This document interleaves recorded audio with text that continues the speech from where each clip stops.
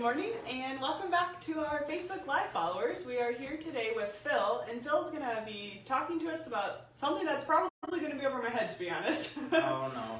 No. I don't know. We will see. It'll be a great conversation on nitrification inhibitors. Yeah. Start with nitrogen. Okay, we'll start with nitrogen. Perfect. I can do that. Well, first of all, let's just talk about what's going on out there. What percent of crop do you think is still in the fields? Sure. Within Latham country? Yeah, so I haven't been all over to the north and so forth, but I know around here, we're finishing up. There's very little, but off to our east, there's probably still 15-20%, maybe even a corn left to go in some areas.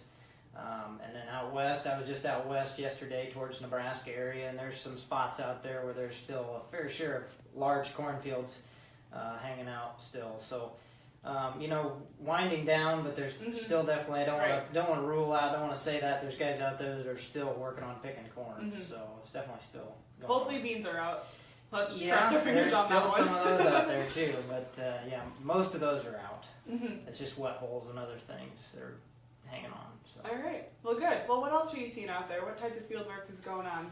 Yeah, so kind of part of what brought up this question, and this timing-wise, is the nitrogen discussion. There's a lot of guys doing fall tillage and doing applying anhydrous, so nitrogen in the fall. Actually, last week we ourselves had to slow down on tillage because there's frost in the ground. Right. Which typically doesn't happen, but a lot of guys were slowing down, maybe even stopped anhydrous applications because there was enough frost in the ground too.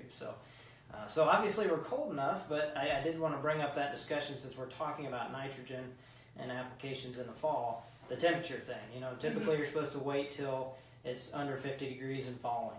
And we had temps in the lower 30s last week and beginning last week and so forth as that cold spell came in. But if you look at them now, we're back in the we're anywhere from 40 to 46, depending where you're at in the state of Iowa at least. So there is some fluctuation there as things come back up. You got to remember that you want those temperatures to be falling, and we should be safe at this point. But that's what guys are working on. We have maybe 2 more weeks, 1 more week of manageable weather, right? Yeah. Hopefully, fingers crossed. Hope it doesn't we get can't tell cold the future. too fast. But yeah, I think guys will be going for a while. Like I said, there's still some corn out, so there's going to be guys trying to do tillage maybe well into December as we pass through Thanksgiving. Yeah. So. Well, good stuff. Well, we actually received a question online, and that's where the focus of our conversation is going to be today. The question is, are nitrification inhibitors worth applying in the fall? Sure. I think we should probably back up with the nitrification part, and try to explain it a little bit so guys understand what's going on. But I'll just give a general overview. A nitrification inhibitor put on with anhydrous in the fall or spring is basically it kind of encapsulates that anhydrous, that ammonia molecule, and protects it from the bacteria in the soil. So in essence, it's killing the bacteria. It stops it from converting into the nitrate or leachable form. And usually it's put on when it's warmer, soil temps are warmer, to save it from, to save that nitrogen in the soil from adverse effects like heavy rains. You don't want it converting to nitrate and then being leached because of heavy rains, and then the soil temperature factor. But I wanted to just do a little bit of organic chemistry this morning, just to that sounds to scary. Bring in that. Going for. I did get an A in organic chemistry, but no, I just wanted to get everybody on the same page when it comes to talking about anhydrous ammonia and how the nitrification inhibitors kind of stop that process. So, when you take your anhydrous toolbar out there with your ammonia tank, it's going on as NH3. And then in the soil, it's quickly going to convert over. It's going to pick up one more hydrogen and convert to ammonium. Still a positively charged molecule in the soil. We've got to remember right now that the soil is negatively charged. So this is a good thing. We want that to stay in the soil. You have heavy soils, it's going to stay and be held, fairly tight in the soil. But the problem with this is it doesn't stay in that form very long. And so that's what the next stage kind of goes into, is the conversion to the precursor to nitrate, which is nitrate. So, nitrite, before it goes to the leachable form, nitrate. So these two processes right here both have different bacteria between them.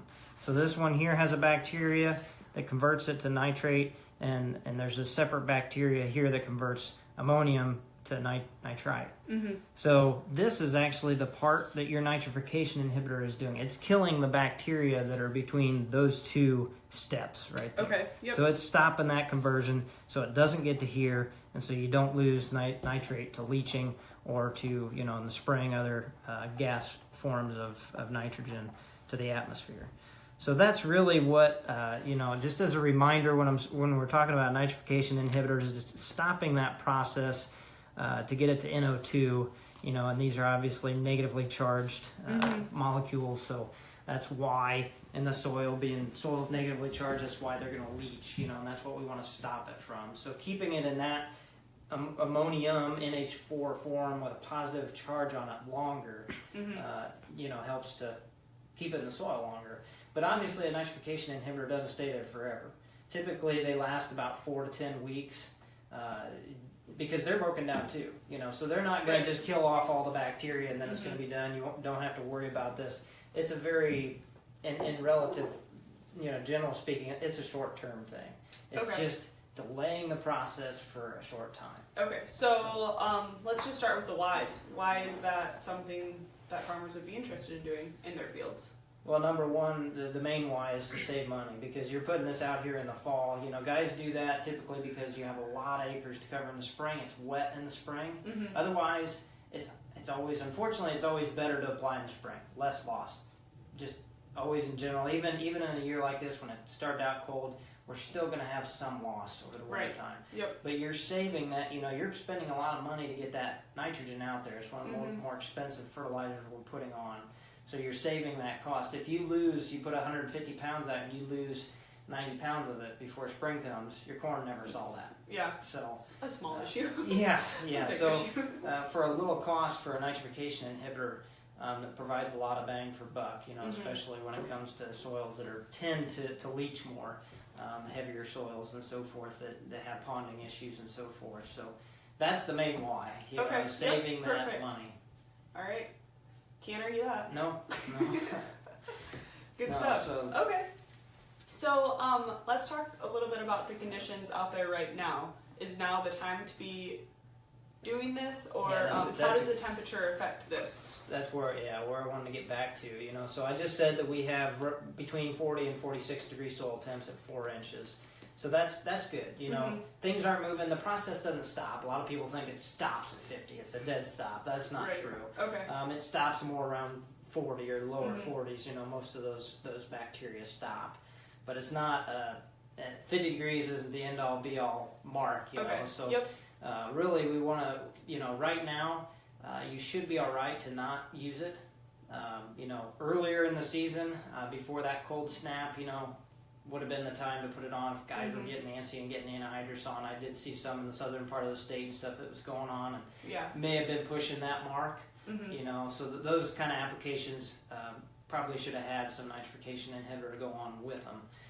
But in general terms, once you get to that point, it's better to not. You're not losing out much by not putting it on because it's going to still break down over the winter time, and then next spring you still have the chance for loss. So. You can put, if you put anhydrous on in the spring, you can still put some down. In general, you want to do it at an early application. So March, once you start getting into April, you should be all right unless you have huge rainfalls. And to miss that amount of leaching that, after it gets converted to the nitrate form, you should miss most of that. But if you're putting early anhydrous on, then you still should put that nitrification inhibitor to delay that. That way it's more available when the corn needs it. Because little corn this size doesn't need a lot of nitrogen. Right. It just needs to stay alive and stay healthy for a little bit longer until the roots develop and get down there. So. Well, good stuff. Makes perfect sense. Yep. Do you have anything else you'd like to add about it? I did pull up some information. I know Minnesota's done a lot of work, and they did a 15-year study actually on nitrification inhibitors, and they found that typically in fall applied anhydrous situations that you'll see a 9-bushel increase using a nitrification inhibitor. They used Insert, which is the more popular one. But it's also interesting to note that in 7 out of the 15 years, the spring anhydrous application still out-yielded the fall Oh, really? application Okay. with Inserve. So fall with Inserve is still not as good as spring without a nitrification inhibitor. And the other thing I would add to that too is that they also did studies on liquid manure and stuff, Mm-hmm. and it does pay guys that are getting out there early. I saw a lot of that going on around here. Liquid swine manure earlier in Saw it the going fall. on, smelt it. As soon as the field's harvested, yeah, I definitely smelled it.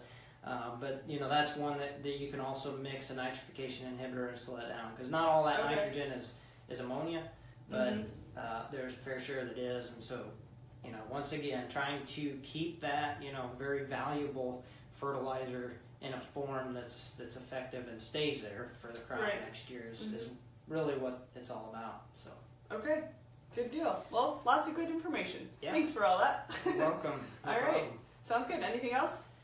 I would just add one more thing to that. I kind of forgot to mention, but working on the precision ag side of things, nitrogen is a huge one for managing variable rate. If you have variable fields out there, nitrogen is one of those that you see a lot of return on, and it's something that I enjoy working with. It's a mobile nutrient, just like we talked about, nitrate leaching very easily, so it's kind of easy to pinpoint those areas that we should manage differently. So, also very, very hot topic, and maybe even in the spring we'll talk a little bit more about nitrogen use efficiency and different hybrids, as it relates to our lineup. So yeah, perfect. Good stuff coming. Yep. All right, well, that's all we have for you. Thanks for tuning in.